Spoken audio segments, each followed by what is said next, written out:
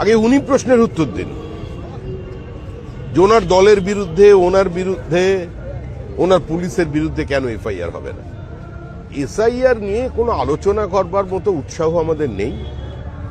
12টি রাজ্যে এসআইআর হচ্ছে, তার মধ্যে 11টি রাজ্য থেকে কোনো আওয়াজ নেই। যত বিদ্রোহ, যত গান, যত বইমেলার কবিতা সবই পশ্চিমবঙ্গে।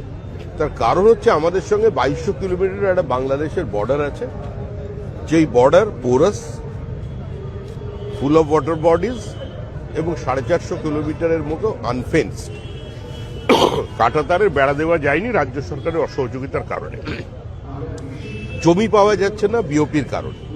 এখন তৃণমূল তো ঠিকই বলছে, তৃণমূল তো কোনো ভুল বলছে না, কারণ তৃণমূলের ঘোষিত এজেন্ডা হচ্ছে রোহিঙ্গা থাকবে, বাংলাদেশি অনুপ্রবেশকারী জেহাদিরা থাকবে, ভুয়ো ভোটার থাকবে, মৃত ভোটাররা থাকবে, তাদের নিয়ে নির্বাচনে যেতে হবে। সেজন্য তিনি এরকম বলছেন।